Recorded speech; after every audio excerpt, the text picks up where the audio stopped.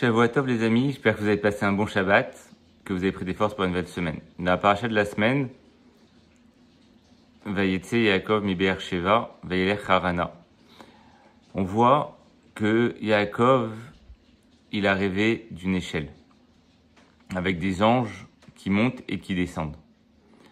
On va essayer à travers ce passage-là de la Torah, d'expliquer quelque chose que Rabbi Nachman cite souvent, qu'un tzaddik, il doit être baki baretzo vachov, dans les descentes et des montées. Qu'est-ce que ça veut dire? Ça veut dire que souvent, quand on veut monter de niveau, on se retrouve confronté à une difficulté avant d'arriver au niveau suivant. C'est ce que représente l'échelle. Déjà, ce qu'il faut savoir, c'est que quand Yaakov il est sorti, Vayetse Yaakov mi Be'er Sheva, il est sorti de Be'er Sheva. Donc Yaakov, c'est le tzaddik. Quand le tzaddik, lui, il sort d'un endroit, c'est pour progresser. Toujours, le tzaddik, il va toujours de l'avant, toujours il progresse, toujours il veut s'améliorer. Mais là, ce qui s'est passé, c'est que Yaakov Avinu, il est parti, Vayelech Harana. Harana, ça a une notion de Haron Af, la colère divine. Et là, il n'a pas compris ce qui s'est passé. Et il est arrivé à un endroit, le soleil s'est couché, la nuit est tombée, à un moment inapproprié. Et quand la nuit, elle tombe, on est très embrouillé, on ne sait plus ce qui se passe. Alors, pour éviter de rester dans le doute plus longtemps, vaut mieux s'endormir. On dort, on se renforce dans la Emouna. Comme c'est écrit, Ve'emuna techa belelot, la nuit, il faut être fort dans la Emouna. Et donc il s'endort, et là il voit une échelle avec des anges qui montent et qui descendent. Qu'est-ce que cette échelle, elle représente? Akadosh Baruch Hu, il a voulu montrer à Yaakov que la progression dans le domaine spirituel se fait de niveau en niveau. On peut pas monter d'un coup du sol jusqu'au ciel. Il faut passer par des étapes. Et chaque étape, c'est un échelon suivant, c'est un échelon, et un échelon, et un échelon après l'autre. Mais il y a des anges qui montent et qui descendent. C'est-à-dire que pour monter, des fois, il faut savoir descendre aussi pour pouvoir continuer la progression. C'est comme un enfant, quand il est dans un parcours scolaire, on passe du CP au CE1, au CE2, au CM1, CM2, etc., etc. Quand on arrive en fin de CP, l'enfant, il est baki, tout ce qu'il y a à savoir au niveau du CP, il le connaît normalement. Et quand il arrive au CE1, c'est une nouvelle étape.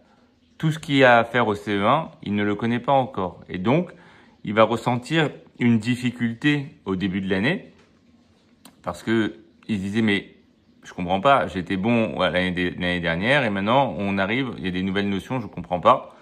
Il va travailler, il va s'améliorer, il va réviser, faire les contrôles, et progressivement, tout au long de l'année, il va arriver au niveau qu'il doit arriver à la fin du CE1, où il sera baki dans toutes ces nouvelles notions. Le niveau du fin de CE1 n'est pas le même que le niveau du fin de CP. Et ainsi de suite quand il arrive au CE2 et dans les années suivantes. On a besoin, pour arriver à un niveau supérieur, de passer par des épreuves, par des moments de difficulté, des doutes. Est-ce qu'on va y arriver? Est-ce qu'on va pas y arriver? Pourquoi est-ce que c'est si difficile? C'est pareil. Imaginez par exemple la fabrication du pain. On passe d'un grain de blé, un grain de blé qui est fini, qui est complet, qui est à maturité. On va le mettre dans la terre pour obtenir une germe. Mais ce grain de blé, il va se détériorer, pourrir pour donner une germe de blé.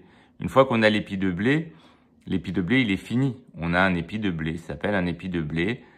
On va le couper. Et on va séparer les blés des épis.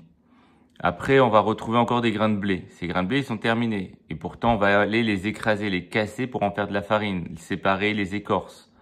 Et après, cette farine qui est finie, donc qui a un état supérieur que le grain de blé, on va aller la détruire, l'abîmer en mettant de l'eau dedans pour en faire une pâte. Une fois qu'on a fini la pâte, qu'on a une pâte qui est une belle pâte qui a bien monté, on va la couper et la mettre dans le four, etc., etc. Donc on voit que pour passer d'une étape à une autre, arriver à l'étape suivante complète, on a dû détériorer l'étape précédente pour arriver à l'étape suivante. Au niveau Kodesh, c'est pareil. Il faut savoir que quand on veut monter, quand on prend des résolutions, qu'on veut augmenter, par exemple, quelqu'un qui met pas la kippa, qui met la kippa plus souvent, qui met pas les tzitzit, mettre les tzitzit tous les jours, toutes ces élévations spirituelles qu'on peut avoir, souvent on se retrouve au début confronté à des épreuves, la chaleur, les gens qui parlent autour de nous, qui nous mettent le doute, et on se retrouve à douter, on se retrouve à hésiter à faire ce qu'on veut faire dans l'élévation et jusqu'à ce qu'on se renforce dans notre décision et qu'on arrive à surmonter des épreuves avec notre conviction. C'est ça ce que Akadosh Baruch Hu, il attend de nous, c'est qu'on résiste à ces épreuves et qu'on monte de niveau en niveau jusqu'à arriver jusqu'au ciel. C'est ça ce que représente l'échelle. On peut partir de tout en bas, ça prendra le temps que ça prendra, mais on peut arriver tout en haut jusqu'au ciel. Et malgré les difficultés, le but, le tout, c'est de garder l'espoir, de garder les volontés et de progresser, ne jamais renoncer, ne jamais désespérer. Je vous souhaite tous de continuer à progresser malgré les épreuves. Le succès sera garanti. Shavuot Tov.